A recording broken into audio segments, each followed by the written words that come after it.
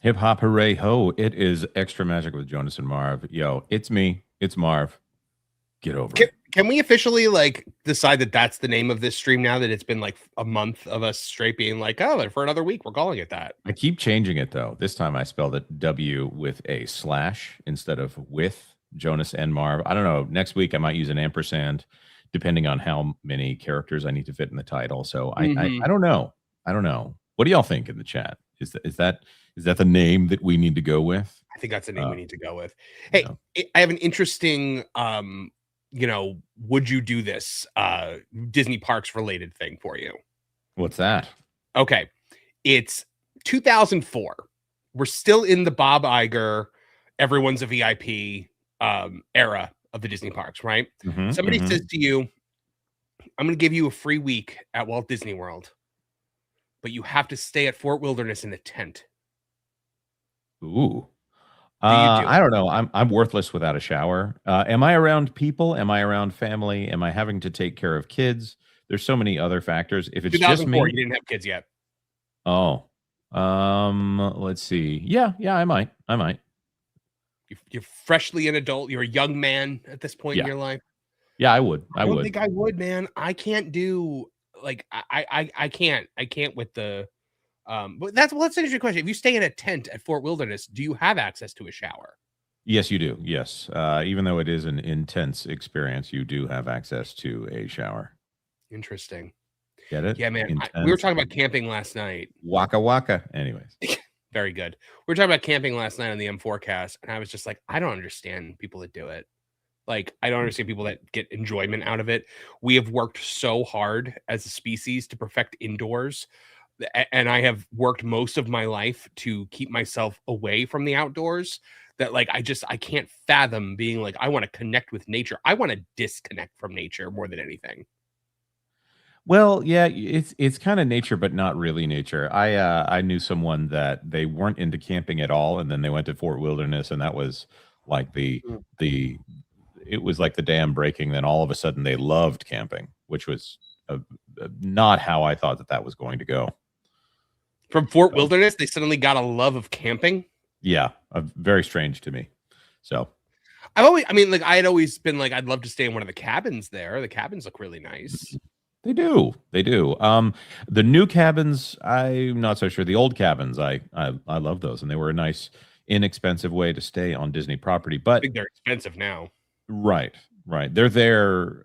The new cabins are DVC, and they're all trying to be more expensive, more exclusive, and if they're going to do something inexpensive, it is a probably less cost effective, but technically lower cost of getting into DVC because they want to lock you in for a 30-year contract, right? Because that's what timeshares are all about. Why is Jonas doing a news show on 2A? I don't know. What is that? I don't know what that is. Douglas Nutt, irrelevant. I miss TPP Lounge. Well, should we call it the TPP Lounge?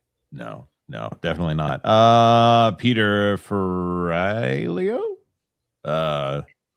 Iolio, the Marv and Jonas show. Well, see, here's the problem of calling it the Marv and Jonas show, is it sounds like the Marvin Jonas show, as in the full pronunciation of Marvin. So, like, is it one person whose name is Marvin Jonas? Yeah, Marvin Jonas, exactly. Yeah. And that would be what we would be if we did the fusion dance from Dragon Ball. Hey, we wouldn't have like a cool like combined name, like Jonvin or something like that. We'd just be Marvin Jonas. Jarvin, Janarvin, Albertus Magnus. Good morning, TPP folks. Good morning to you. Good morning, Albertus Magnus. Yeah, good morning to Matzaballs out there. And Troy Gustafson says, "Where has all the magic gone?" I love it. I do think though that this show needs its own theme song. Yeah, but then we'd have to give up that theme song. I know. Speaking of which, I need to say thank you so much to OG Dutchy gifting 5 That Park Place memberships. That's very kind of you. Appreciate you. Thank you for making it so that we can do a little bit of this. I didn't kill Han Solo. Wokeness killed Han Solo. Sorry, that was the absolute wrong one. It also killed the hunt for Ben Solo. Here's the button. We're thinking of rushing it so that we can get it out in time for Juneteenth. Yeah. Juneteenth. No, it's. I think it's disappeared. Where Which has one? my pixie dust clip has disappeared? Oh no, they couldn't. Oh no, there it is. You know, a little sprinkling of Tinkerbell's fairy dust can make you fly. Get that stuff off of me. There we go. There we go. Thank you very much, OG Dutchy. And Highland Haggis Trainer became a YouTube member at the Tipcot level. That's the Nut Park Place community of tomorrow. Which today we're going to be talking a little bit about Josh tomorrow. So, you know, It's the Park Place community of tomorrow.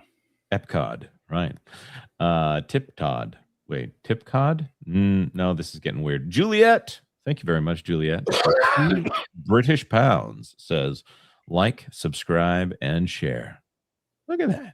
Pizza time. Sound advice. It'll make your life better. WJB Daily for $2. Good morning, TPP. Burning Daylight. This was sent at 12:03, which is, you know, after the show should have started, but before we started talking. Or maybe not. One thing I wanted to actually plug for tonight, Jonas, was on that game place. We are doing our first Mario Kart stream tonight. Awesome. So far, it's me, Pro, and Wilton. I was not aware that Wilton was a part of this when I agreed to do it. But yeah, I'm hoping that maybe some more people will show up as well. And we're going to be able to bring in the members for Pro's Patreon. There's a membership tier that allows you to actually join with us. So the members will also be able to play Mario Kart with us tonight. That's really flipping cool. Yeah. Flying Blind on a rocket cycle for $2. Hi, all. Well, Hi, Flying Blind. hello to you, Flying Blind. Good to see you. And then Irate Specialist. He's not irate. He's great. For $2, Wilton should do y'all's theme song. No, thank you. Everybody should do Yours theme song. That doesn't really work. I was trying to do a personal, version of. I appreciate the all. attempt. Yars. Yarg. Looks like Ron is out there. Good to see you, Ron. Just went shopping at Cario Mart. Gets a row. Douglas, isn't Wilton your trainer in this racing endeavor? No. Yes. So, no, Wilton and I need to do a stream on M4 Empire Gaming, which I'm hoping to do in the next week. I got to talk to Steve handles all Wilton's booking, so I got to talk to Steve. We did a we did a thing on the M4 cast where it was if we had hit a certain amount in super chats, I would do a Mario Kart stream with Wilton. And we would be able to, where he's basically training me to get better so that I can defeat the Geeks and Gamers folks. I think that's a good idea, and more practice is good. Also, Steve is a very aggressive player, so yes. Texas 84 says, "What time?" I'm sorry, I believe it's 9 o'clock. It is at 9 o'clock, as Juliet said. That game plays 9 p.m. Eastern tonight.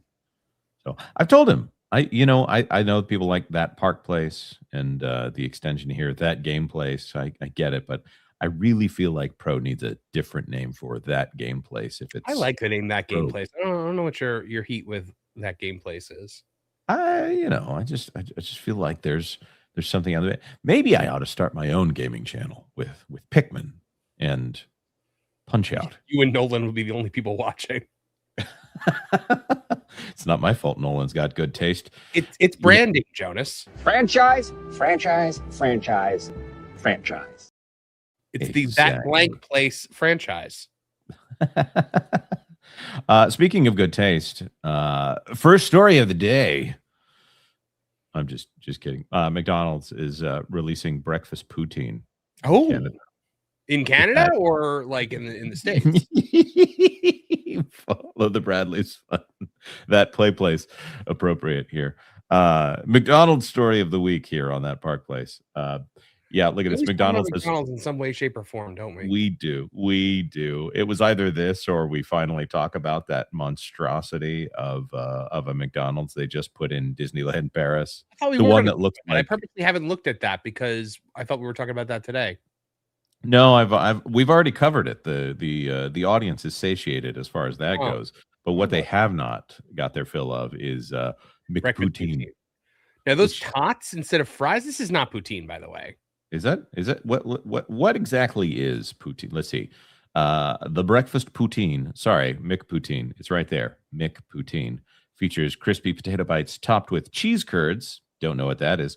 Scrambled eggs mixed with tomatoes, green chilies, onions, and sausage, all finished with creamy breakfast sauce. So they're not You even had me saying above the Chili's. gravy. I don't like the peppers on that. Yeah, It's not. Look, just putting potato and cheese in the same thing does not make a poutine. And I wanted to make this clear to both McDonald's and Disney, because Disney does have some regular poutine, which is French fries, brown gravy, and cheese curds, and the cheese curds have to be squeaky when you bite into them. But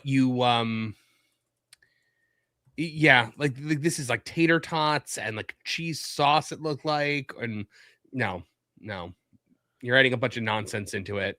Right. There Where is. are all the Canadians at in the chat right now? I'm sure you all are being very because I was introduced to poutine by my Canadian friends, and they made me a poutine snob. I don't know that I've ever had actual poutine, but I did watch this video a while back, and this is like a 14-year-old internet video, so go with me for just a second. It's this little kid in the bathroom talking about all the things he ate. That's wrong for it.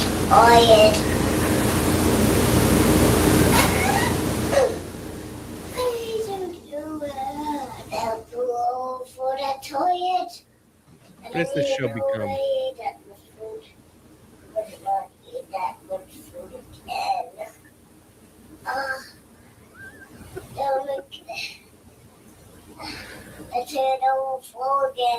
Again. This is not the first time.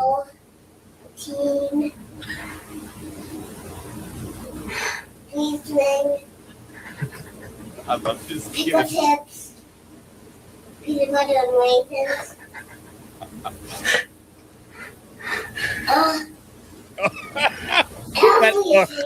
Chocolate thingy. More chocolate thingy. Gummies. I think this is on the parents. The toilet is on the parents.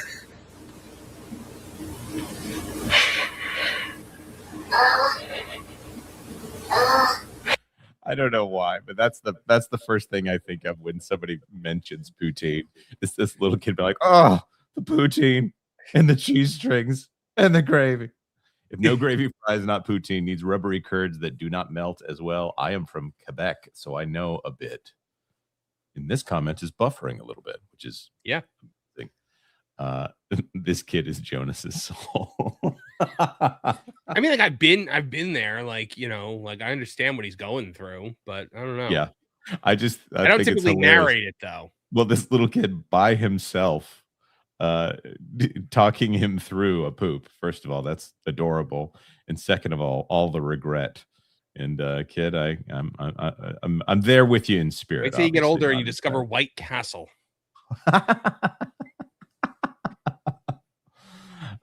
Since we're talking about video games, I wanted to put this one up here too. We are going to talk about Josh tomorrow and all the mistakes that he has made. But whoa, what in the world? There's something covering like the whole screen here. I can't get Dexerto Premium, but I can. Let's see if I'm going to let it go away before I put it all up on screen here. No, here we go. Over here from Dexerto, Pokemon Fire Red and Leaf Green are being announced for Nintendo Switch and Switch 2. I saw this. They're doing something that's kind of like a virtual console here, but not really. Pokemon Company confirmed that beloved Game Boy Advance remakes will return digitally during this year's Pokemon Day, which is February 27th. Fire Red and Leaf Green were launched in 2004 as remakes of the 1996 games. $20 a piece. Yeah, that I'm not all down with. $20 for a Game Boy game. Right. So it does include Wireless Club where you can trade, but I'm still not crazy about this. Like I feel like there should be a bundle, first of all, if you're buying both. then they should set it up to where, I don't know, $30 for the both of them. Otherwise, we're just. I'm gonna have to get it and stream it though. Yeah, I think that's a good idea. Not if I do it first. We could both do it. That's It's not a true. first come first serve basis. I'm gonna Well, get Fire Red. I think. Yeah. If you get Fire Red, maybe I'll get Leaf Green. I've always been a Pokemon Red guy. It was either the red or and I liked yellow because I had yellow for a while. Yeah. That was the one where you get Pikachu as your starter no matter what. Who do you typically choose as your starter? Well, it depends on if I'm favoring late game or I would have to say Charizard, just because I feel like that's happened the most. But I don't really know. I typically go with Squirtle first. Shenanigans with Jonas and Marvin. Yeah. Hmm. Pistol whip the next person who says shenanigans, right? Right. Yeah. I typically go with Squirtle, though. I mean, look, I do that to my own detriment because everybody knows if you pick Bulbasaur and you level him up to Vine Whip, the first 3 gyms are a breeze. Yeah, and as you get later in the game, see this is the thing that always bothers me is when I play RPGs, I'm generally trying to level up my main character, who's my most balanced one, but there's no balanced character in Pokemon. That's just not how that works. It's like that Mega Man concept of the rock paper scissors. That's why he was Rockman in Japan. Okay, I got a better idea for what I could stream though. I was just thinking about this. I was like, you know what I need to stream? I need to stream the Disney Afternoon Collection. Yes, all of these were fantastic because they were originally made with by Capcom, I think. So, of course, you got DuckTales, you got Chippendales. But now it's Bonkers and Goof Troop. Exactly. Yeah. So the here we're I'm sure we're gonna get dinged for this one, but I'll play it anyways. Okay. I didn't know there was a Goof Troop game. Yeah, it was on the SNES. So if this is too loud in the chat, let me know.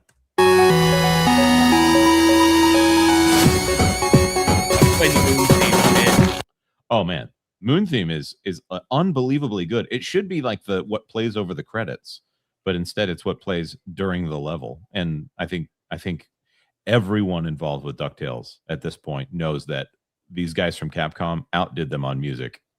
Okay, so we got DuckTales 2, which not as many people played. 1993 was the end of the SNES's the NES's life cycle. Chippendale, I didn't realize there was a Chippendale Rescue Rangers 2. Okay. Darkwing Duck. Yep. You get different gas canisters in that one in your gas gun in Tailspin. Yeah. Here, let's pull that back a little bit. There we go. Now you can hear me talk. Yeah, SNES era for sure. I had no idea that these existed. Oh man. So we got to do this. Yeah. See, I think if I did do a gaming channel, this is the kind of thing I would do. I would do retro games because I think we could. I think if we did, like if I stream this before you get your gaming channel, I think if you wanted to join me, we could probably do Chippendale Rescue Rangers co-op. Is it? Can you do online co-op with it? I think you can. I'm not 100%. I'll have to check. Yeah. They're just playing the Moon Theme, which is awesome. And if you guys have not heard the Moon Theme, just play it in the background at your own volume level. Man, this takes me back. Though with DuckTales, like it never explained to you how to actually play the game. You had to just kind of figure it out. Yeah, which was kind of awesome and also completely unfair. Do we have a release date for this yet? Let's see. Pre-order now. So Let me see. It's got to be in here somewhere. Where is it? They're not saying. Let's go back to the Disney Parks blog, see what they say. February 26th. So it's coming soon. Oh my god, it's coming. It's coming this week. Good save. Yeah. So after I did it, I saved it. Yeah. Yep. Yeah, so this is this is all of our childhoods. It was Disney Afternoon and also Capcom video games, which Capcom, nobody did platformers like Capcom back in the day except for Nintendo themselves. Really great company for this. Excuse So, me, Joe's. I could pre-order this game. yeah, Bunser says old Disney SNES games were awesome, even up to the GameCube. Other thing I'm going to say is I need to go get the Jungle Book, Aladdin, and I forget what the other one is, Lion King, all on one collection. Those were Yeah. absolutely peak SNES. And WDW Pro says Hadouken. Those were also Capcom. They were. Yeah. Did you ever get the Hadouken on Mega Man X? No. Yeah, I didn't realize it was possible until I was a grown man, and you have to go through the armored armadillo stage several times over in order to get it. But you can get the 10% Hadouken off right now, Jonas, if you pre-order it. Okay. Okay. $17.99 instead of $20. Are we going to stop this stream so that I can pre-order it? No, we're doing it so that I can pre-order it. Hey, there's a new thing at Disney where everybody tries to find the thing that Disney forgot to delete. We're probably not going to talk about this one for very long, but did you know that there's actually still a Dino Institute snack cart still wandering around Animal Kingdom? Yeah. We can mention this one because it's not like Splash Mountain stuff where we are the ones doing them the favor of telling them, by the way, you've got more Splash Mountain stuff in your park. So get it while you can if you want some snacks. I got it. Cart that you're not rebranding. By the way, it's the same snacks you get everywhere else, by also cashless location. So they're sure to get you to overspend there. Oh, absolutely. Yeah. My. So we don't need to worry about Dinoland USA. What we're as long as we're continuing the real theme of this live stream, which is Nintendo and the amazingness of Nintendo, we're going to go over here to WDWNT for just a minute. Look at this. Light up Star Popcorn Bucket and more for the 5th anniversary of Super Nintendo World. I need that. So I'm just going to tell you all now, this is Japan. So this is not sorry. You have to wait a few more years for this. But that's the thing with Disney and Universal both. It's just like you see this post and it's like this awesome piece of merchandise, and you're like, oh my gosh, I need that. And you click on it, it's like Japan only, LOL. Right. So let me see if I can find, because there was a very cool piece of merch that I hope would show up here in the United States that WDWNT has it too, so we'll go there right after this. But this light up star, okay, obviously it's a Starman, invincibility, all that. 5th anniversary of Super Nintendo World is rapidly approaching at Universal Studios Japan, and there will be a light up star popcorn bucket and more ways to celebrate. So we got this. Looks amazing. The musical notes. So does it actually play that? Well, let's read. On March 18th, 2026, Universal Studios Japan will celebrate the 5th anniversary of Super Nintendo World. The anniversary theme is "We Are All Stars." No, limited items will be available with Invincible Superstar motifs such as the Anniversary Power-Up Band and Superstar Popcorn Bucket. The anniversary version. We're all a lot of us are wonderful people. Not everyone's a star. Yeah. Well, I mean, when Michael Eisner ran the Disney company, we were all VIPs. Everyone can be a VIP. Yeah. But not everybody's a star. So the popcorn bucket flashes various colors with Superstar background music from the game and has an adjustable strap with the 5th anniversary of Super Nintendo World watermark on it. So the strap has the 5th anniversary stuff on it. And yes, it does light up and play music. It doesn't say which one, though. And then is the band also only Japan? Yes, for now. So they did do. He's getting one. He got one and he hasn't even opened it yet because I'm sure it's just sitting at his desk. The Invincible Mario. Does that man have to have in his house? Like seriously. And a banjo. A new Invincible Mario Anniversary Power Band will be available. The colorful band will feature a superstar, and the puck will have a rainbow M. Yeah, Invincible, not invisible. And did I say invisible? Yeah, I Well, was like, wait, it's invisible. So do I have it right now? look at this. They also have. It looks a lot like the Princess Peach cake. I'm sure that Christinova will be making one of Yeah. these. Yeah. Oh man, that looks delicious. And look, real strawberries. Ah, looks fantastic. Oh, what's this? Canopio's Cafe, otherwise known as Toadstool Cafe here in the States, will be the Superstar Anniversary Plate mushroom lasagna and fried chicken. I'm guessing that's Nope. what this is here. And then the Nope. fried chicken. No, Not you doing don't it. want you don't want mushroom lasagna? I don't trust lasagna from restaurants. Okay. It's not being made by an old Italian woman. I have no need for it. How do you know? How do you know? Of course, It's being made by a bunch of Mexicans in the kitchen. not probably not in Super Nintendo world in Japan. You never know. You never know. I wouldn't be surprised if the kitchen is open there to where you can see inside of it, and all of them are dressed as toads. That would be awesome. That would be awesome. This hearty plate imagines Mario embarking on a grand adventure atop a stage made of chicken and lasagna. The star of the dish is a fluffy superstar shaped bread. So that's bread. Oh, it's right bread? there. Yeah, that's cool. all I edible. like that. Man, Oh, and they give you everything. 5 whole French fries. That's how those Japanese people are so thin. I think I can't 1, 2, 3, 4, 5, 6. As long as it's not poutine, we don't have I to. can't. Well, it's clearly not because it's no brown gravy or cheese curds that squeak. But I can just imagine Grace Randolph right now looking at this, being like, "I don't understand. Why is the bread a star?" Looks like I love how befuddled Grace Randolph is by all things Nintendo. yeah. Why is he wearing gloves? Why would you ride on a dinosaur? And why would a dinosaur have a tongue like a frog? It's a good question. Actually, I've Why never did he turn questioned into a that. cat? That was her thing. Like, why did he? I guess because Japanese people like cats. I'm just like, oh my gosh, Grace. Mm. If the food is similar to what it is here in the United States, this will be the most flavorless piece of broccoli you've ever had in your life. Yep. And more stuff. Well, what's What is that this? star thing right there? This star thing right here, maybe they'll describe it. At Mario Store and Cafe, Cafe and Store, Schwab's Pharmacy. That's funny. In the Hollywood area, the Superstar themed pancake will be available. So it looks like it's a pancake. Yeah. I There do you love go. those Japanese like individually packaged pancakes, and that looks like some kind of bubble tea. Looks like a flapjack to me. The Invincible, it's quite visible, Superstar Pancake Sandwich. Oh, it's a sandwich.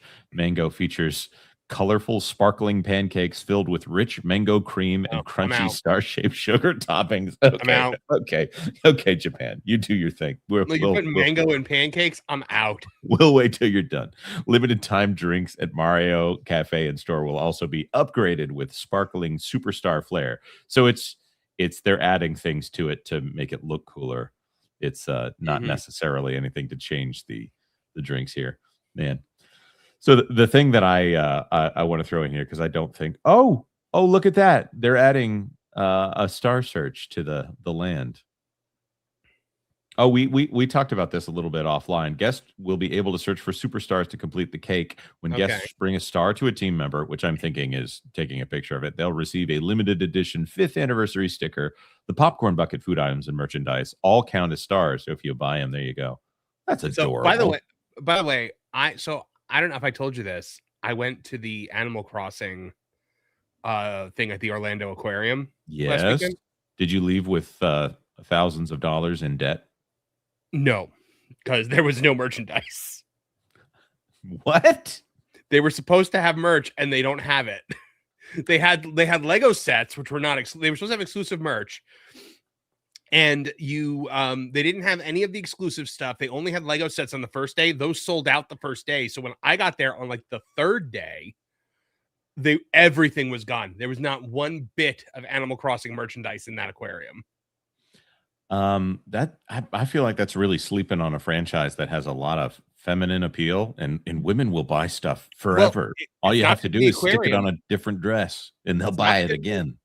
Well, let me tell you something. I was only there because it was Valentine's Day weekend, and I told my wife we could do whatever she wanted to do. We saw, we went to see Harry Potter and the Cursed Child on Saturday, and then on Sunday we went to go see the Animal Crossing thing. And it was literally just like there are a bunch of Animal Crossing signs and you can meet Tom Nook. We did not meet Tom Nook because the wait was literally 90 minutes to meet Tom Nook. To meet this to meet this slumlord raccoon. Exactly. Puts you into debt. Good to see you, Andy. And Bob Blah Blah says, so many folks share greetings. Kindest chat on YouTube. Good to see you, Bob Blah Blah. Yeah. There's a reason why I brought up this thing. Yeah. Oh, yes. Now I remember, because you mentioned the stickers. So there's a thing in that where you go around and you find like the different like cutouts of the Animal Crossing characters, and you get a stamp from one of the employees there, and you bring it to the gift shop at the end, and you get a special prize. And this little girl in front of me, they're like, yeah, you turn this in for a prize at the end. She turns to her mom and goes, I knew it. I'm getting a Tom Nook stuffy. And I'm like, no, you're not. Because even if they had them there, you're getting a sticker. Like, let's be real. You're getting a sticker. To be fair, it wasn't a sticker. It was like a patch. Mm-hmm. Oh, cool. Okay. Yeah, we got Blather. And then like when Krista went on Friday, she had gotten Tom Nook. See, that's the kind of thing that I would probably never stick it on anything ever. I would just have it just sitting here unfettered, mint in box. Mhm. So this is not the first time that Universal Studios Japan has gotten something really cool that I definitely would buy. I'm kind of hoping that maybe they'll do these at Epic Universe if I'm there at the anniversary. So this is from back in the day. This is March of 2024, but this is the Super Nintendo World 1 year exclusive anniversary golden power-up band. It's a Okay. Mario one. You can see this is before they started putting the little sliders on Yeah. them, but this one was $52. No. And One for each week that it had been, that Super Nintendo World had been there. exactly.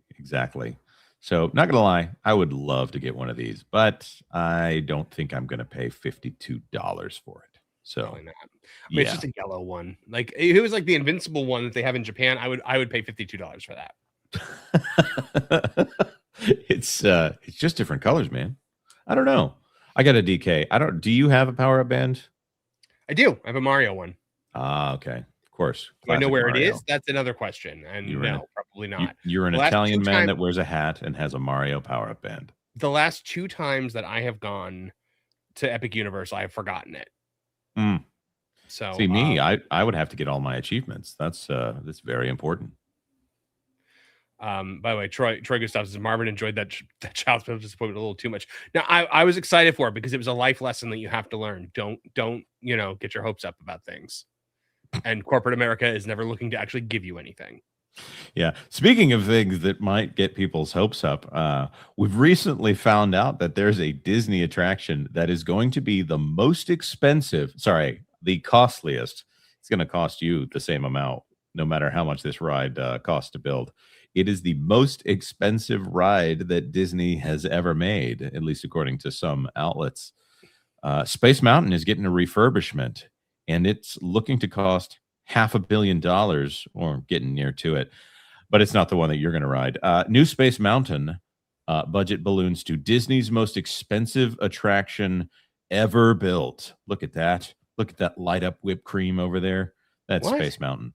OLC announced that the investment of a brand new Space Mountain opening in 2027 has increased, making it almost certainly the most expensive ride that Walt Disney Imagineering has ever built for now. Here's the latest about the mega e-ticket attraction rising above Tomorrowland at Tokyo Disneyland, plus our on-the-ground construction photos. This is from Disney Tourist Blog and Tom Bricker. Great site over there, and Tom Bricker does a lot of good work here. They've been watching this for a while, and if Tokyo's Tomorrowland reimagining isn't on your radar, maybe it should be. It's true even if you're exclusively a fan of WDW or Disneyland. That's because, as mentioned in the Future of Tomorrowland at Magic Kingdom, this could be the blueprint of what is to come elsewhere. The main thing to remember here is that when you get something like this, you get Japan paying all those R&D costs for attractions, and then Disney just knows how to do it. So then they can build it here for less. course, they also cheap out and it's not as good and it gets broken and maybe they don't fix it as much. But according to OLC, the owner and operator of Tokyo Disney Resort, the new Tomorrowland Plaza will express the connection between Earth and the universe. I think I've heard this called Space Mountain Earthrise in some of the rumors and concept drawings that are out there. It'll maintain its original concept as an indoor roller coaster, but will have enhanced performance and immersive special effects that will give guests even more thrills on this exciting rocket ride. More on what that could mean in terms of the ride system below. So 56 billion yen is what they said. That is a lot of money. I don't speak yen fluently. I need a translator for it. But using the exchange rate from 2019 or the 2 decades prior, that would have been 700 million. It's closer to 460 million at the moment. Google says that it is $361 million. Ooh, well, now is the time to pay for that in USD instead of in yen then. Mm-hmm. So looking at this, I just have to say it's very clear to me that Japan is willing to do what it takes to build an attraction that will probably last a long time and be a great ride. I don't think we're getting anything like this over here in the United States. Cars Mountain, Villains Mountain. I'm just not seeing it there. But We Space will get Mountain, nothing like this ever. no, I really don't think so. Plus, there's not a specific IP attached to it. It's just going to be a great ride. So, if The reason why Disney we'll were never to get do it in the this, States. yeah, I'm trying to think who would they redo this ride to be after as an intellectual property if they were going to do Star Wars. this. Yeah, probably Star Wars Mountain. Star Wars or Wally or I don't know, something in space. Yeah, I think Wally would probably be the best choice there because Wally doesn't talk. And see, this is one of those things there. Now Disney is stuck because they have to maintain Space Mountain. Well, I guess, looking at Rivers of America, I suppose anything is up for grabs now. But Disney is stuck with Space Mountain in a way that I think they may not be perfectly comfortable with if they were doing it today. It would have to be something that's like Tron Mountain or Predator Badlands Mountain. If you can't understand what I'm saying here, mountain used to be the word that they now use for adventure. I think OLC has what it takes to build a best-in-class theme park. And if this was in the United States, everybody would be raving about it. It's Tokyo Disney Sea, often talked about as if it's the greatest theme park in the world. I don't know yet, unless you guys want to pay my way to get over there. I'm not planning on going over there. I am planning on going over there at some point. That is a bucket list item for me. I really want to get over there. But, they love space. And it's very clear why. Commander, you've rained on my glorious parade. For this, I'm sending everything I've got at you. But I won't let you have the satisfaction of catching me. I'm escaping to the one place that hasn't been corrupted by capitalism. Space! Had you ever seen that clip before? No, I have not. I'm escaping to the one place that hasn't been corrupted by capitalism. Spies.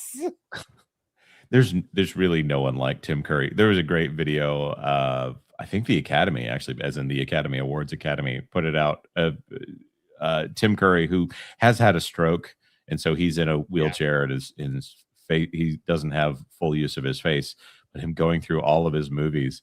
And did you know what he said his favorite film that he's been in was? Please tell me it's Muppet Treasure Island. It absolutely is Muppet Treasure Island. Is it really? Yes. Somebody said, "This is our favorite of yours." And he goes, "Yeah, it's mine as well." It's so good.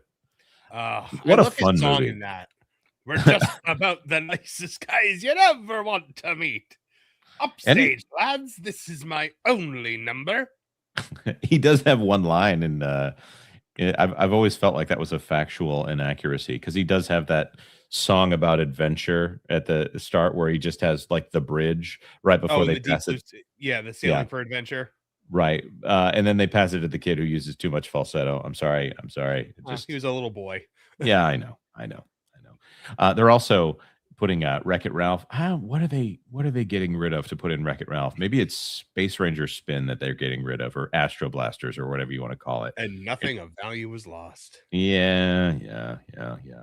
I would rather go back to the days of Dream Flight. But if you're looking at it, looking to go out to Tokyo, you can see the heights of what Disney could be if they just spent a little money on the parks. Oh, hey, look at this. WDW Pro Fan is out there. Good to see you today, sir. For $5, Burbank execs feared Iger and Eisner. Will they fear Josh? Will Josh be surrounded by wolves? How long before we hear they're moving in on him? That's a good question. That is a good Eisner, question. Eisner, I think, was feared more than Iger. Iger wanted to be Disney nice all the time, so it was a fake nice, I think. So Iger has a need to be liked that Eisner, I think he figured he would get it. I don't want to say that Eisner is above the need to be liked, but it was really important to Bob Iger that he be viewed as like a progressive savior of the company, and that has nothing to do with the financials of the company. So, Well, when you want to run for president, you have to be liked, yes, and that's what he was trying to do. yeah. And Eisner, crazy guy, wanted to run a entertainment company. So, I don't think that Josh Tomorrow has what it takes to be feared. I would be more scared of Dana Walden if she was the CEO. But I think the board would have more to say about the product of her work, but couldn't say anything because she's a woman.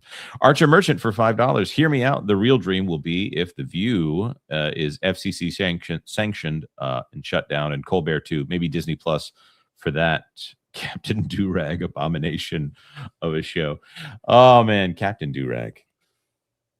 That was really funny that they got dragged for that. Yeah. I appreciate that people from across the aisle seem to think Captain Durag is a problem, because we've reached the point at which even people in the tank, as it were, will say, "Yeah, that's not cool." Of all the places for it to be, it was Disney Junior. So if you're going to have a character that is from that writer who says that she wants to do away with respectability culture, Right. why would you put that person on a Disney Junior show? So, yeah. I don't know about The View or about Colbert and what's going to happen there, but if Brendan Carr from the FCC makes it to where they're not allowed to bring political figures on, then, well, there'll be better shows. Archer Merchant for $2. Thank you very much. Also, looking at Dana / Josh, both I get Fall Guy vibes. Me too. Or no one is accountable vibes. Bob Chapek in that role, everyone hated Bob Chapek, but now without Bob Iger officially there, it really seems like the board just wants someone there to keep the place running, someone to show up at 8 a.m. and leave at 5 p.m. and don't do anything that's going to rock anything. Make sure you do some stuff to make the board happy, and don't try too hard to rock the boat. So, with that being said, let's talk about some of the things that Josh Tomorrow could do to fix the company. Quick, Marv, list one. Let somebody else have the job. Ooh, that's a good point. This also from Disney Tourist Blog. We're going to use it as the framework here for the discussion.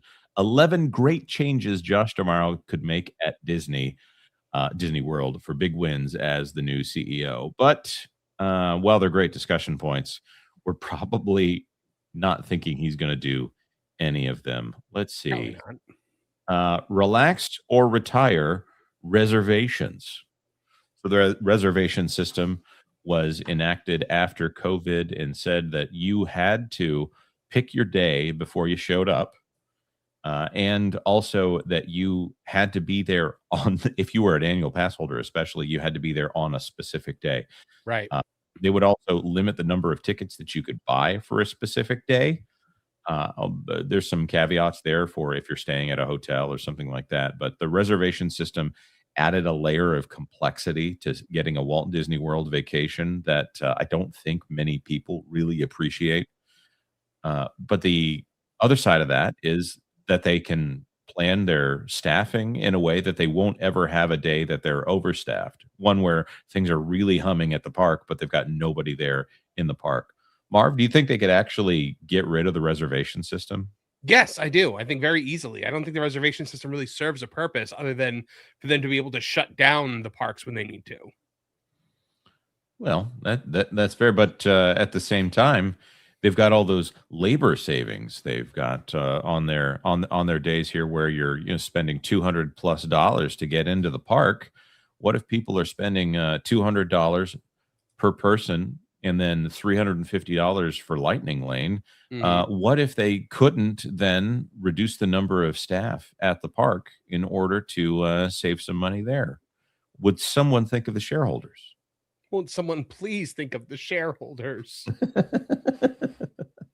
Let's see what else So we they have. have relaxed the reservations quite a bit. Annual pass holders don't need them on certain days or like after a certain time, but Magic Kingdom still needs them like on the weekends and stuff like that. So I would agree on the weekends. Maybe that's what they could do. They could have more actual scheduled good to go days or something like that. But well, I mean, at least it's not like Disneyland where Vash was telling me like if you miss your reservation at Disneyland, like enough times, you actually can't go. You're blocked out for like 30 days. yes, yeah. It takes a long time for them to roll back off.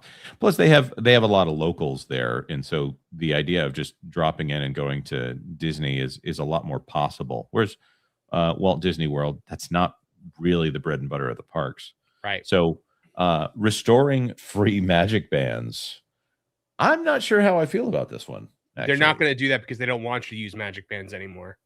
They don't. What do they? No, they want you on your smartphone. They want you to use your smartphone for everything. That's why they rolled out the mobile magic stuff. They now they're like, well, they already have their phones. Now we're just giving them software instead of giving them hardware. I don't like using the phone for that stuff, but that is what they want you to use it for.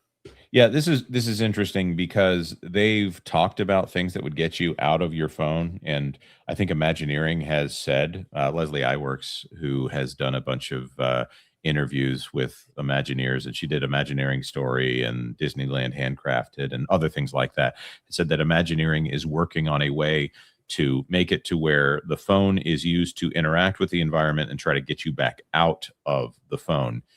But that's not how that works. The phone is the distraction machine. Getting pulled onto the phone is getting pulled into your daily life. So you might as well bring your laptop into the park, as far as I'm concerned, with bringing in a phone. So magic bands would be like, a with the move Magic away Band from thing, phones. With the Magic Band thing, it was always like they had a good thing going with selling magic bands because you're giving a solid one away for free. But if they wanted the ones with the characters on them, then they could pay for them. That was perfect. That was a perfect system. Oh, I totally agree. And now the ones that are like $40 a piece, well, they've probably gone up since then, because everybody wants to show their flair. The only thing that I think would make that really work is if they did something like what Super Nintendo World does, where you get the power-up bands, and then the power-up bands are used for achievements and interacting with the land in a specific way. But it also doesn't really stop you from doing anything if you're you can still look for everything. There's a few things you can't light up.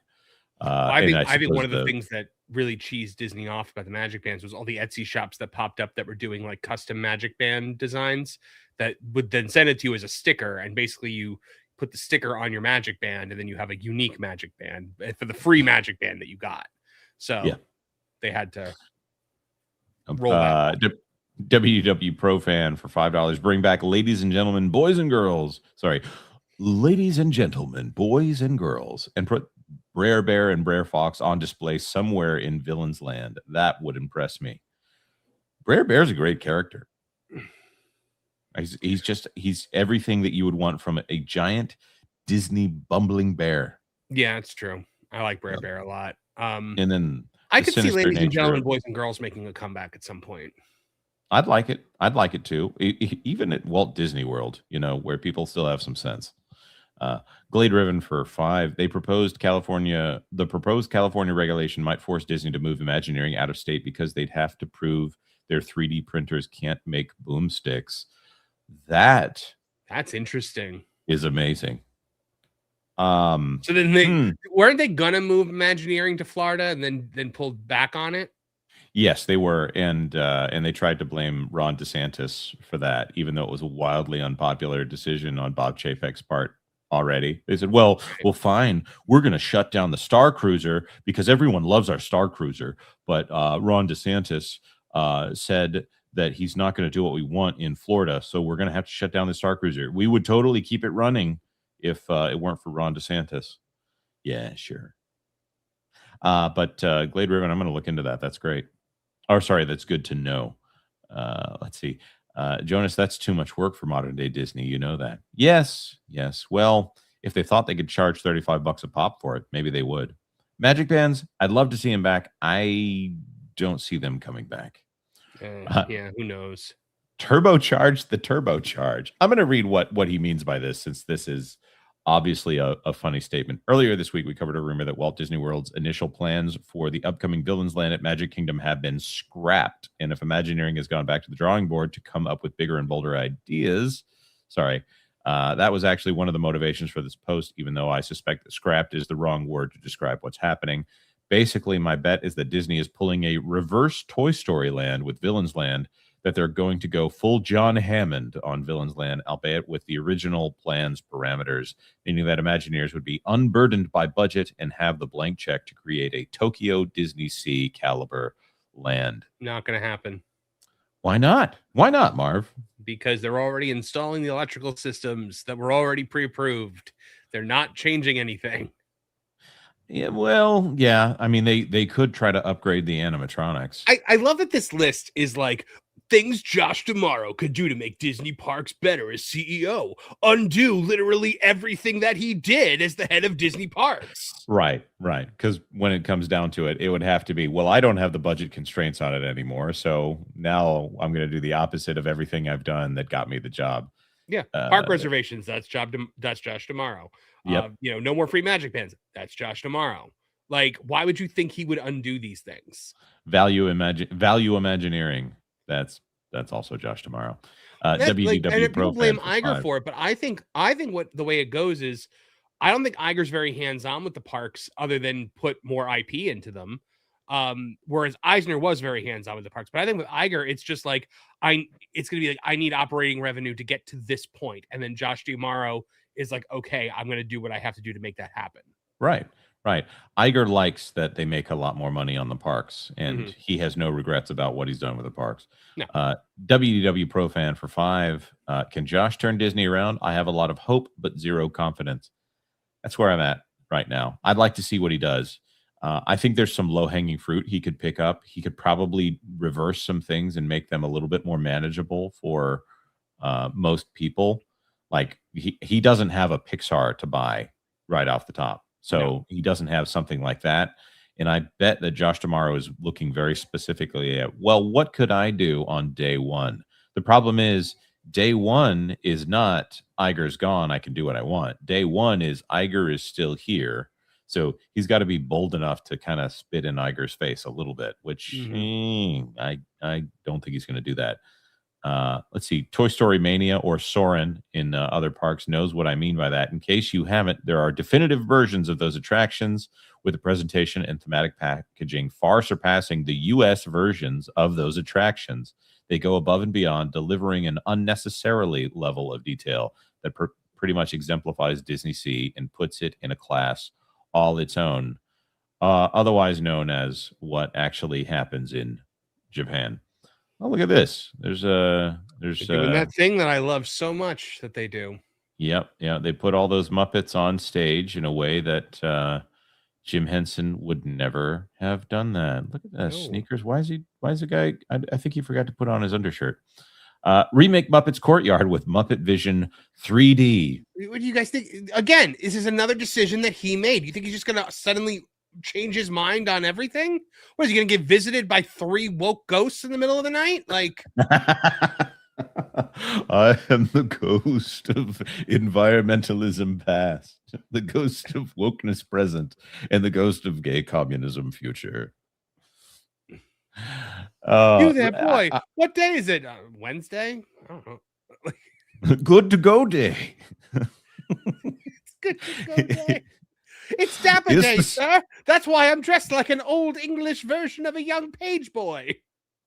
Is the strawberry drizzled churro still in the window? So here we are, remake Muppet Courtyard. He with throws in the Muppet sack and go, Vision 3D. go and buy it, lad. This is not enough, sir. Sorry.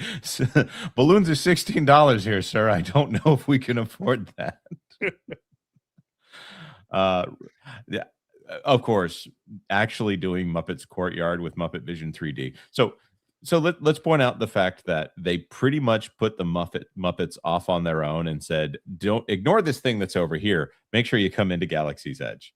That was the intention of how they ended up building Galaxy's Edge. They also took the visual magnet, which Walt Disney would have called a weenie, off of the Muppet Vision 3D theater, that giant hot air balloon with Kermit's face on it that would have made people go, oh, we got to get over there so we can do that thing. Yeah. They took that down in favor of Galaxy's Edge, a land that everyone wanted, but nobody realized how bad it could be. So now everybody was under this really unfortunate delusion that it would be about Star Wars. Exactly. They would see Star Tours and think, wow, we should do more of this stuff. And the separation here with Star Tours and then Muppet Vision 3D, or sorry, Star Tours and Monstropolis and then Galaxy's Edge, it's so bizarre to me. And the fact that Star Tours is still the best attraction that Star Wars that's there, maybe the best attraction at Hollywood Studios. I don't know. It's up Probably there. a debate there. Could be Tower of Terror. Well, and if we include shows, that would bring in Indiana Jones and Fantasmic. I don't know. That's a really good question. I would love to know what the chat thinks about that. What is the best attraction at Hollywood Studios? It wasn't Star Wars Launch Bay. Say that. But he thinks we should put Muppet Vision 3D back in place and restore the Muppet Courtyard. I couldn't agree with you more. I don't think he's going to do it. I just don't think he's going to do it. They just spent all this money gutting that theater. They're not putting it back. Yeah, You could make a new Muppet Courtyard over in the Rock and Roller Coaster area. Now that would be a great idea. Like you have You that think he theater would with do that it? terrible villain show that's the same size as the Muppet Theater. You could recreate that show in there easily, but they're not going to do it. No, they're not. Let's continue on. Hey, look at that. There's that partner statue that you used to be able to just go take a picture in front of. And now there's a line for pictures because Instagram. Yep. Embrace middle-class families. Well, I don't usually go to Disney for hugs, but I'm always up for a... Well, look, at the end of the day, he's not going to embrace middle-class families. He's the guy that boxed them out. Yes. Yeah.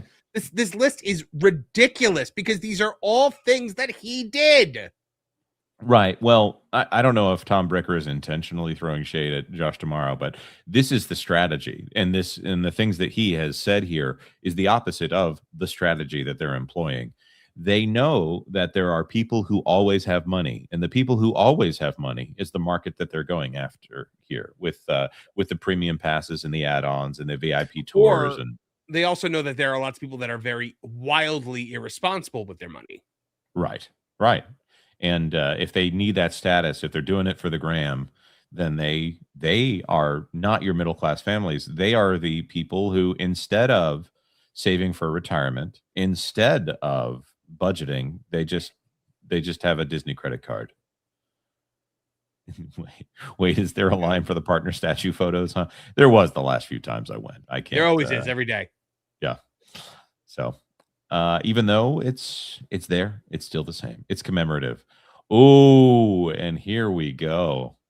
Now he's speaking my language here. Okay, you have my attention. Restore Disney's Magical Express. Oh, the thing that he did away with? Yes. Yeah, the thing that he did away with. Man, I love that video of the dude just going through everything. We've played it on this channel. I love playing it on this channel. It is one of my favorite things to show the company that Eisner built. And then eventually Iger said, well, we can get rid of that. We saw this off here. Oh, that's too expensive. If we have Disney's Magical Express, we can't sell these minivans for $200 a trip. It's $200 each way to do the same thing as Disney's Magical Express. So no less, because they don't take your luggage for you. They don't. I thought the minivans did that for some. Do they? They deliver your luggage to your room? I think the $200 version, yes. But the Mears equivalent of this, which I think Mears is the company that ran the Magical Express for Disney. It was. I think it's $33 a person now. So if you want to pay for it, I think you still have to handle your bags though. Since the decision to end at Disney's Magical Express was made, we've been saying it makes no sense, even from a business perspective, that there must be more to the story. This is because, unlike other on-site guest perks, the free service was incredibly valuable to Disney World. It made tourists a captive audience who were less likely to go and spend money elsewhere. Mm-hmm. Here's the thing about the bubble and the captive audience thing. I think that they know that a trip to Disney Springs is part of everyone's Disney vacation at this point, because there's so much that you can do there and you can spend so much money there. And I wonder if people are actually less likely to go to Disney Springs if they can't go in their own car or their rental car or whatever it is. I mean, we could always take the Disney transportation there when we sit on property. You would haul bags of merch back to the hotel with your yeah. I don't know. Maybe I'm with my strollers and all the things that I've got to unload and load back in and all that. I'm not crazy about getting back on a bus and trying to sort through all of that. I don't know. Again, I'm willing to accept that I may be incorrect. But Ken Reinhardt for $2. People who think Josh pulled a giant rope-a-dope. Yeah, like what do you guys think he was just like I don't know. He's not going to suddenly have a massive change of heart and change everything that he did. Also, to completely undo everything that he did as head of the parks division would mean to admit that he did wrong things as the head of the parks division. And he's a Disney CEO now. The last thing that they do for the last 20 years is admit fault. Right. Well, that's the entire point of the CEO process, is they needed to communicate to shareholders that nothing will be changing. ProFan says Disneyland Tokyo daily tickets are $65 per weekday. Best parks at the lowest prices. What? How do they do that? Yeah, this is true. Because they're not greedy.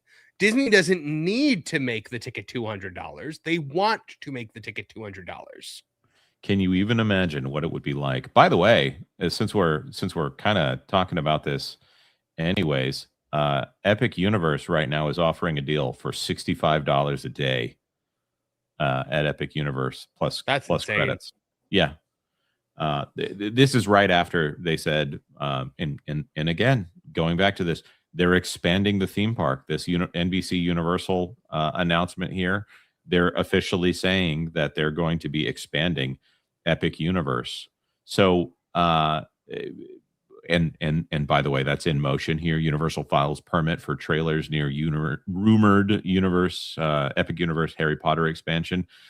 It's not rumored. It's permitted. It's right next to Harry Potter. If they're bringing in another IP right next to Harry Potter, there's already even like an entrance to what they're doing there. Like you could see it when you go into that like back little area. Yeah.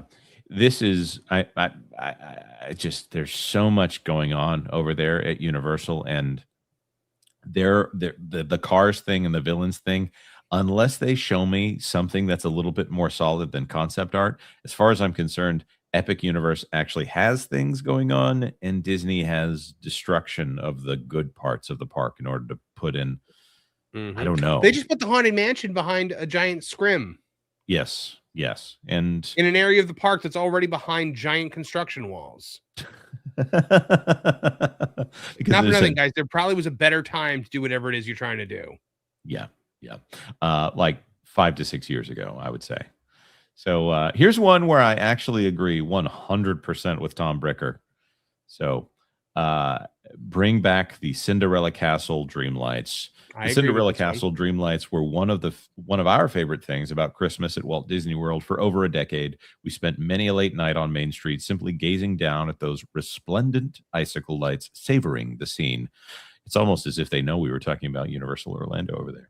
For those who have never had a chance to see the Cinderella Castle Dreamlights, they were nothing short of spectacular. The simplicity of physical light display gave them a certain charm and tactile quality, and they were the holiday highlights for tons of Walt Disney World fans.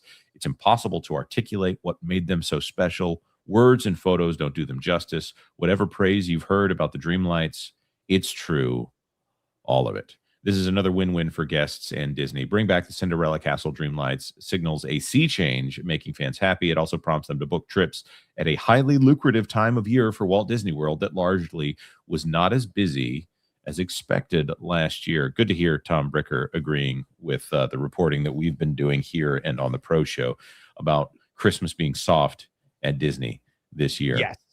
Also, the SEC filings tend to agree with that, despite everyone saying that we're just being negative Nancy's. Mm-hmm. The Dreamlights, fantastic, and something that cannot be done elsewhere. I understand that they like to project things onto the castle.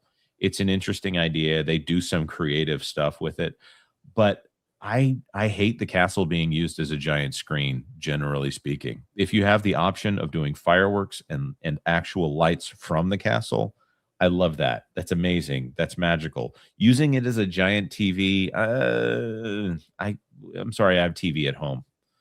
You know, I'm not trying to undersell the amazing achievement of doing that, but the Dreamlights are magical.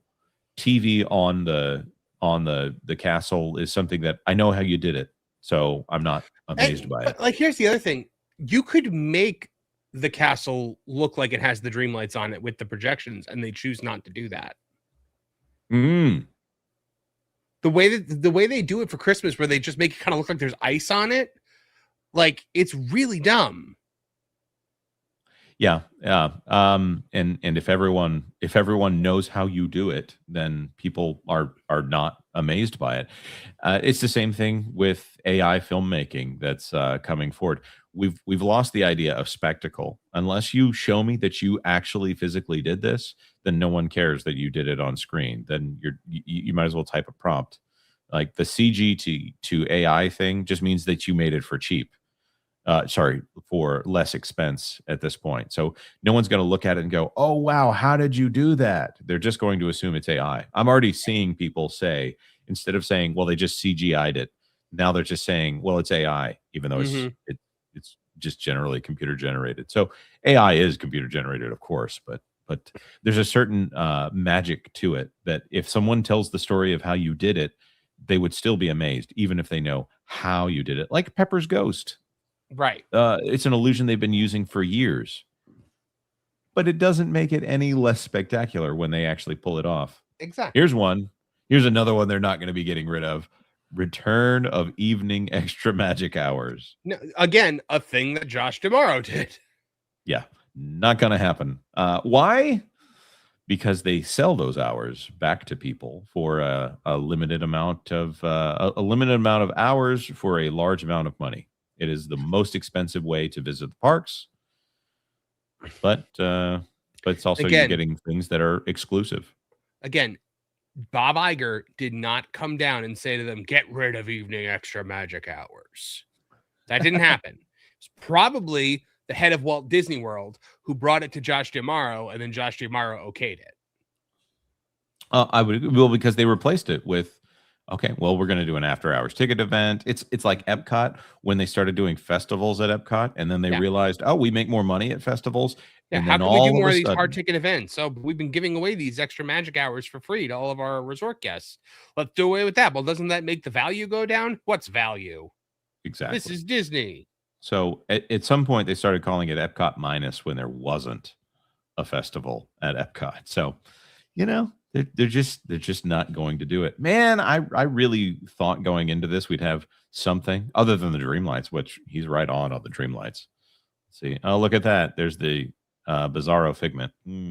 Yikes. Greenlight Journey into Imagination 4.0. He's had Finally. the opportunity to do that for the last several years.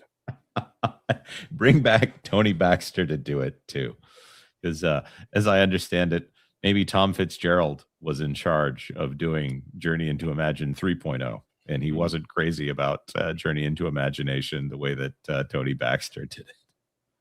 There's a funny thing. Tom Fitzgerald seems to be in charge of a lot of redoings of Tony Baxter's work.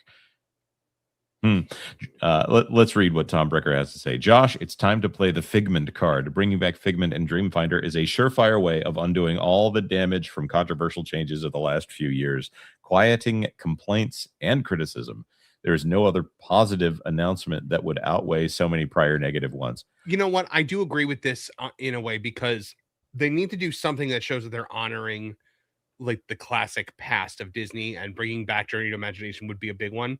But again, that means that at some point Disney made a mistake. Like they only changed Enchanted Tiki Room away from new management because the thing caught on fire. Yes, well, and I didn't hate that show at the time, but I like the original Tiki Room more, especially after they restored it. I'm like, nope. They didn't want to. Nope. They didn't want to rebuild the Iago, so they had to.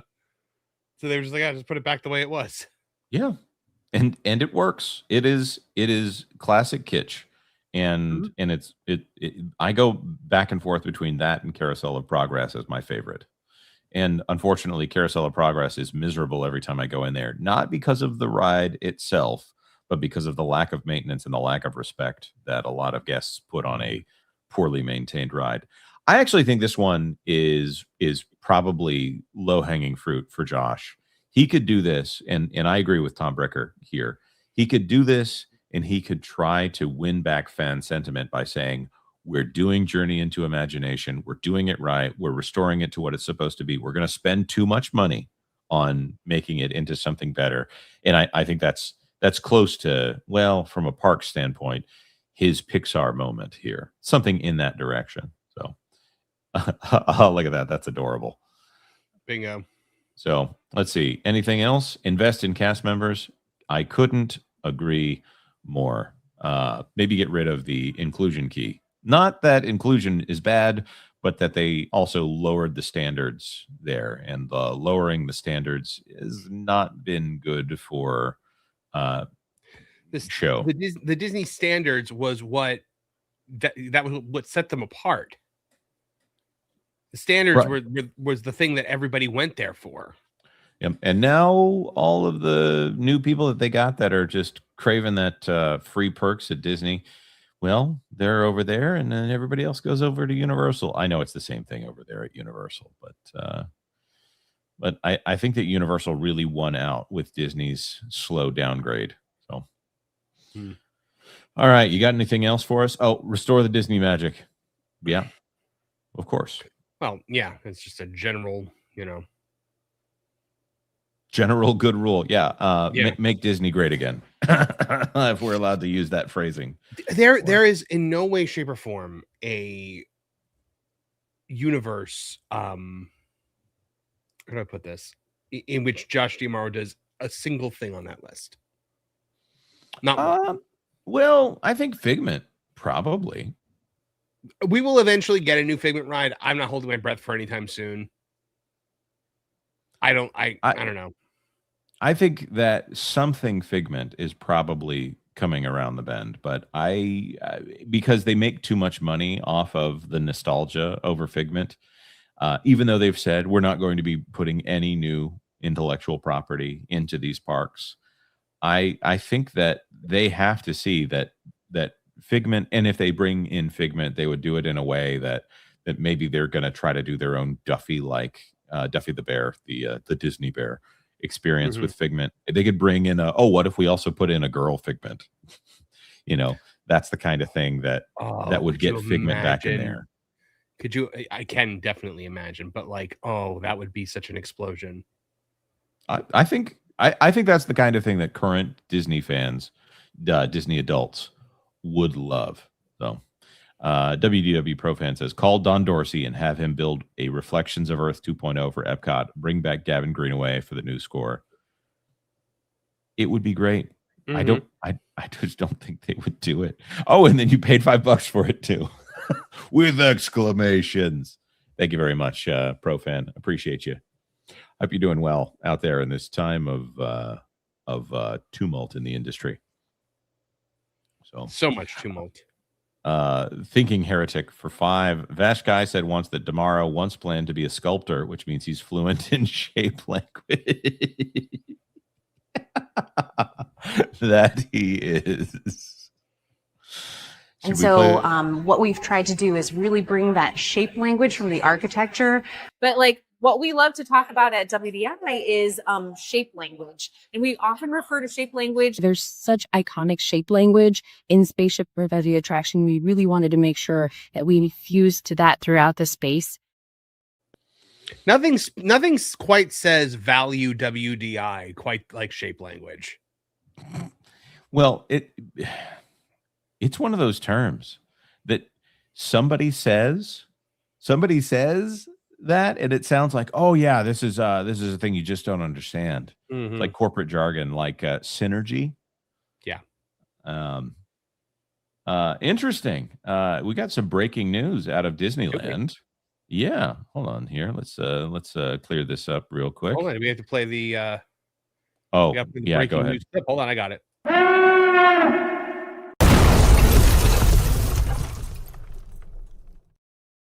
This out of WDWNT. Disneyland is removing the 11 a.m. park hopping rule.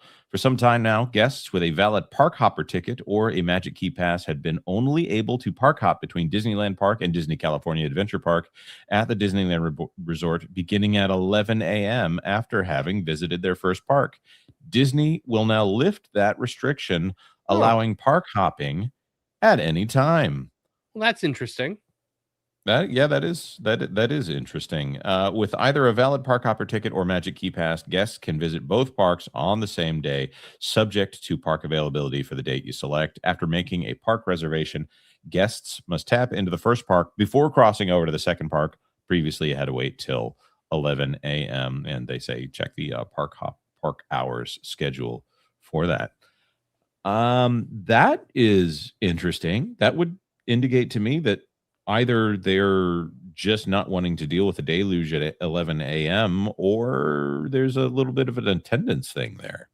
I would say that, yeah, I mean, like we saw like originally they had that same rule about park hopping. Well, they still have it in the domestic parks where I think it's like not before it was like not before 3 or something like that. I think you can hop at any time on maybe it's the weekends after going to your first park, or I don't remember what the rule is now in Walt Disney World. It's been so long since I've had like a park hopping day. Mm-hmm. Except I know Magic Kingdom is an exemption from the rule. Right, you have passes, so it's different for the pass holders in WDW versus that. So back before I had an annual pass, park hopping was a waste of money to me because you spend so much time going between the parks. If you're trying to maximize a day, unless you have a park that is not worth going to for the entire day, and there's just something that you want to get checked off on your list there. With Disney California Adventure, for those that are on the East Coast, DCA and Disneyland are literally right next to each other to the point where it's the same with like City Walk and the City Walk path between Islands of Adventure and Universal Studios Florida, where you're walking between the two parks. So there's no monorail between the two. There's no ferry ride between the two. There's no gondolas for you to get in order to do it. So this is something where you can just, hey, check in. I wonder if you could check in and then just, you're going to see a lot of people just literally turning around. I would imagine it's DCA over to Disneyland more than the other way around, but maybe that's my own perspective on that. Nathan says park hopping at Disneyland is easy. Yeah, you could actually hop to do it because I'm a dork. Archer Merchant for 5. CC said it a few times, but a lot of institutional knowledge was lost to Epic. Fixing parks is good, but also pure ideological HR and management decision makers. Yes. Yeah. I can't tell you the number of times we've talked to someone amazing at Universal Studios, and they say, back when I was at Walt Disney Imagineering. Happens a lot.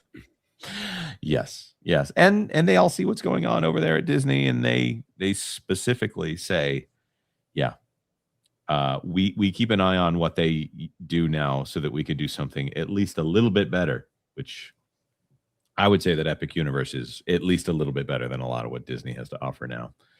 So this change for park hopping, I think that's good. That's a step in the right direction because that's more convenient for guests. So what yep. a great move by Josh D'Amaro. It's one of those ones that they could say breaking news, but it's nice. It's nice. All right. Now, could you make it to where it's not such a pain in the butt to go to go to the parks? There's just not an arm and a leg in order to go to the parks. We make this the theme song for Josh D'Amaro, the CEO years. I'm standing at the edge of tomorrow, and it's all up to me how far I go. Saved by the Bell of College Years. I never really watched. That might be too much of a dated reference. I never watched the College Years. Was Zach Morris was on it though? Mark Paul Gosselaar was actually on that one, right? Zach or was Screech, it just Screech? Yeah, it was originally Zach Screech and Slater, and then they brought in Kelly in like the second season, I think, because everybody was like, "Why is Zach not with Kelly?" Ooh, there's even more news out of Disneyland. Okay, look at this. They're pushing back the Monsters Inc. Mike and Sully to the Rescue closure is pushed to 2027. But they're promising the Avatar attraction is not delayed. How can you delay something that you haven't put a timeline on yet? Ooh, is Disneyland Forward, by the way, Disneyland Forward should be Disney California Adventure Forward, prepares to finally physically take shape. Disneyland Resort was poised to close a ride early this year so that work could begin on a much anticipated new area. A portion of the current Hollywood backlot area of Hollywoodland at Disney California Adventure will be transformed into a new version of Pandora World of Avatar. I will say, after watching all 3 Avatar films in a very short period of time, I'm not interested in going to see an Avatar land.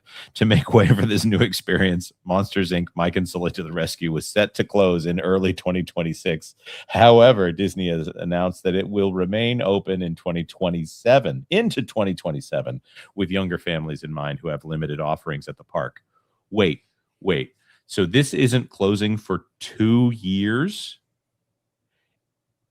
And Avatar is still not going to be there? Well, I would assume that means they're going to be working behind it for a while before they close it down.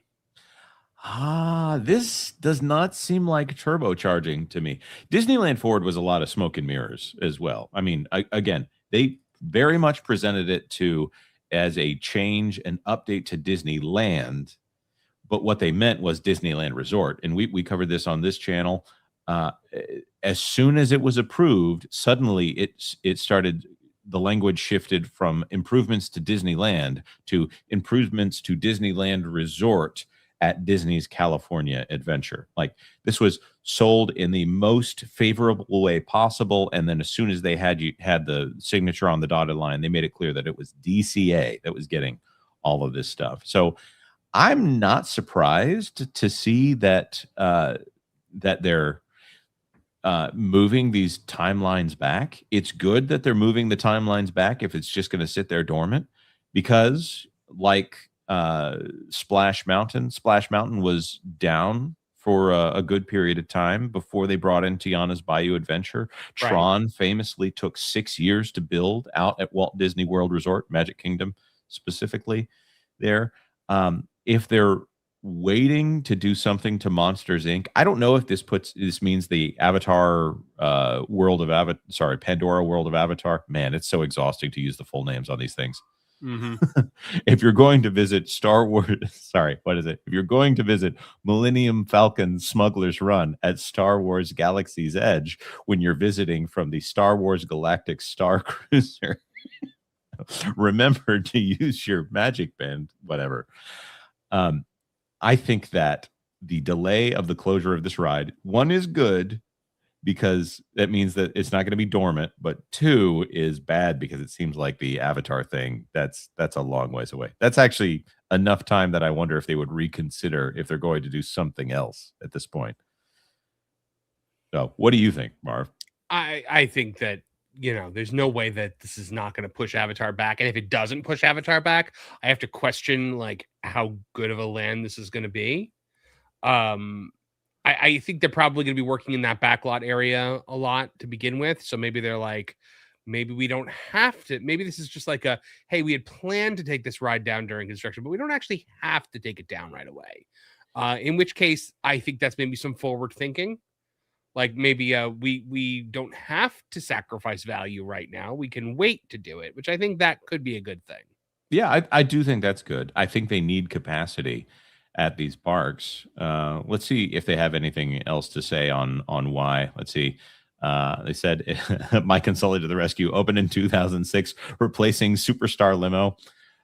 In my mind, they have 2 versions of each one of these rides, and Superstar Limo is they're trying to get you to an audition as quickly as possible.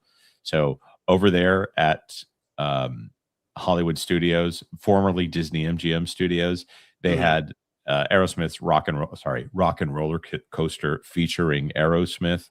That was about getting their fans to the venue on time. Concert, yeah. Right. So in the same way that Everest is the East Coast version of the Matterhorn, that Rock and Roller Coaster is the East Coast version of Mike and Sully to the rescue. Sure. While no longer being represented on the West Coast, a Monsters Inc. door coaster is coming to Hollywood Studios. Let's see. It will remain open, will not delay the upcoming Pandora World of Avatar. Well, if it was already delayed before they said it, okay. That being said, it's kind of unbelievable that at least one more full year of operation for the backlot area wouldn't somehow push this project back. Of course, Did they ever give us a time frame on that Avatar land, or is it just going to be like, oh, it's not getting pushed back, even though it is actually getting pushed back? Yeah, I think looking at this, they're probably hiding the ball here. If I'm being fully blunt about it here, I wonder if I could bring in a little bit more clarity to this. If you just go over here to the numbers and look, Avatar made $3 billion at the world box office with 100% fiber. With 100% fiber, absolutely, and no frustration. I think things started to get a little bit more clogged up with Avatar: The Way of Water, bumping down by 700 million. Again, I'm rounding here a little bit and doing it. Okay, these are ballpark figures. You can see the actual figures on screen, going down by 700 million, and then now over here, Avatar: Fire and Ash, again. A lot of fiber. H&R Block can probably help you get things unblocked with a little bit of fiber. The worldwide box office for Fire and Ash is almost $1 billion less than The Way of Water. So I'm not trying to say that this is not a property that you should invest in for a theme park, but audience interest in Avatar is showing a trend line. I would also say Fire and Ash is probably the most accessible of the Avatar films. It has the most military conflict in it with guns and in fights and all that kind of stuff. But Avatar is not what it used to be. I'm not saying that it doesn't make money, because obviously it does make money. It made $1.5 billion at the box office, but it's trending at 1/2 of what was made back when the first one came out in 2009, and inflation has happened since then. Since we're on the fiber stuff, if you got inflammation in your diet, get rid of that. Right. So I wonder if that has anything to do with this decision to delay the Monsters Inc. Mike and Sully to the Rescue closure until 2027, and who knows when in 2027 they'll have an entirely different CEO by that point. Indeed. So, but who knows what evil? I just saw something kind of interesting. Yes. So over in Disney Springs, they are bringing Crazy Shake by Black Tap. That's going to be opening up, and that's got like these loaded milkshakes. Which look at that. Oh wow, those So are I mean, very look, eye catching. it is. It's very eye catching, very Instagrammable. Now the rumor here is that right now it's just gonna be a pop up location that's probably just gonna be temporary. But the rumor is it's gonna move into where Sprinkles was. Um, that's good for that location. Oh man, that is the kind of thing that current Disney people would love. It It's photographs decadent, well. I Instagrammable. can't tell you what it tastes like. It looks like it might taste good, but from a practical The one standpoint, on the right is more appealing to me than the one on the left. I will say because there's Fruity Pebbles on that. yeah, but at the same time, Fruity Pebbles, those would get soggy real quick. See, my thing That's here, when they're best. this looks like a mess. This looks like an absolute mess. As a Well, dad, it I'm kind of like, looks no, like thank you. some chocolate emporium. Yes, it does. Yes, it does. Man, I've never been to Toothsome. Have We you gotta really? go the Okay, next well, next time you're in town, we're doing that because that's my It's favorite the restaurant at Universal. it's the thing that's across the water on the way to the thing that I'm going to. So Mhm. I never stop there. But the pictures out of it are fantastic. It's probably the best restaurant in City Walk, in my opinion. Very close is the NBC Sports Grill. All depends on what you're looking for that day. Yeah, I have eaten at the NBC Sports Grill. Yes. You've eaten there with me. That's right. That's right. And Tom F. I hope Tom F. if you're out there that you're doing Yes. well. So with Toothsome, and I've seen this at some other places where you basically have a milkshake, and then the top of the milkshake they just put a bunch of junk on the top to try to make it photograph better, or they'll put an entire piece of cake on the straw. Yeah, I go with like the most boring milkshake at Toothsome. It's a vanilla milkshake with like vanilla Rice Krispies in it, and it has a Rice Mm, Krispie treat and a marshmallow on the top. okay. You see, So that actually sounds manageable to me because it there's is.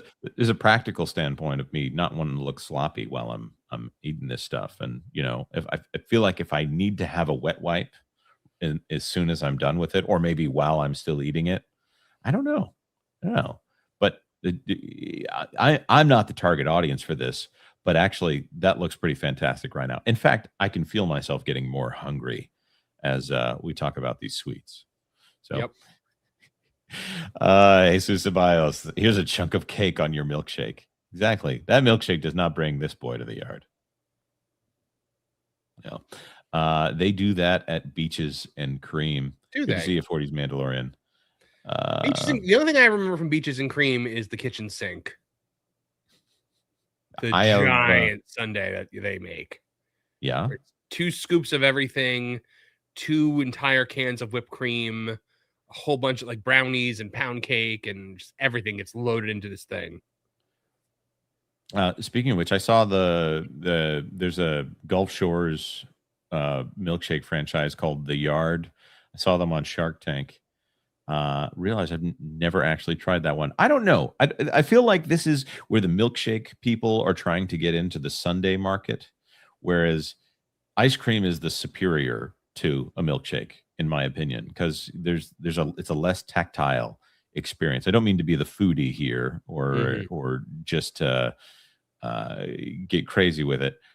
I think that ice cream is pretty much where it's at, and you can add things to ice cream. It's a bowl, it's organized, it comes with a spoon. You can share it easily. Whereas with a milkshake, there's no sharing that without. There's no broke. sharing milkshake.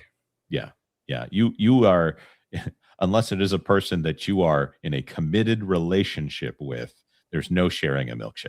And even then, I'm still like, how are you feeling today? Have you been sick within the last 3 days? That kind of thing. You can tell I've been married for a while with that kind of comment. Yeah, they've announced the menu for International Flower and Garden Festival, so I'm sure it's thrilling. I haven't really looked at it yet, but I don't know if I love I tend to sometimes get sick after going to Flower and Garden because there's so much pollen in the air. Well, Jesus Ceballos is going to the Flower and Garden Festival in Get an 44 allergy days. shot. Put the flower in garden. Bring the histamines. Yep. And Spike will be all over the place. Spike the Bee. That's a park specific character. Is he? I thought he was in cartoons. Oh no, you're right. He's from Donald's cartoons, isn't he? Okay, Yeah. no, he's more IP. Never mind. Yeah. Yep. All right. I think we're actually out of stories for the day. Marv, you got anything? You got Mario Kart coming up tonight on Yes. that gameplays. What else We you have got coming? a new M4 Empire video dropped just before this stream. It is about Starfleet Academy and how one of the artists from Star Trek basically said that if you guys keep negatively reviewing this show, you're going to kill Star Trek forever. And everyone is like, good. I don't think anybody.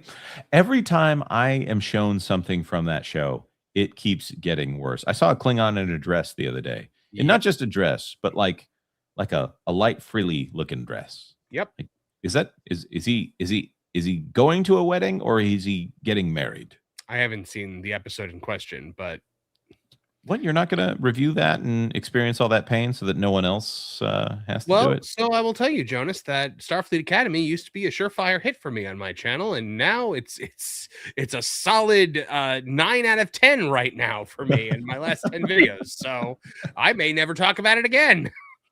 9 of 10, right? Not 9. Yes. Don't worry. I'm sure by the end of season 2, we will all have had the last laugh on YouTube.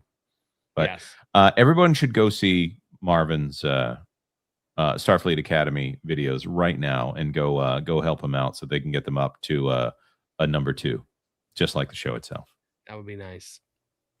Yeah, we did talk about poop a little too much on this show today, more than I'd like to. We did. That being said, thank you so much, everyone, for being here. Don't forget to drop a comment, if you could, in the comment section below the video, as opposed to the live chat. Throw one in there, if you could, before we're done, before you head on out. And if you haven't done it yet, consider subscribing to that part. Wait. I forgot something. Y'all. Are you guys prepared to go over to Hanging with Erica and Raph for Brood Banter? I think that's going to be starting in just a little while. Let me see. I believe it starts at 2, doesn't it? Oh, it does start at 2. Well, we'll still send you guys over there.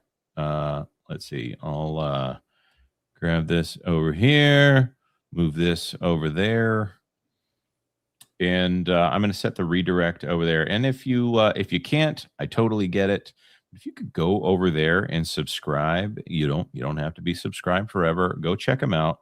Go see what they're up to, and tell them that we sent you over there. That would be really helpful. They're a relatively, they've had a channel for a while, but they've just started doing this more seriously. So if you could do that, I would take it as a personal favor. So let's see. It is going to let us do the redirect. It wouldn't let us do that in the past. So if you haven't done it yet, consider subscribing here, and definitely go subscribe over there to that part place for all the news that should be fun.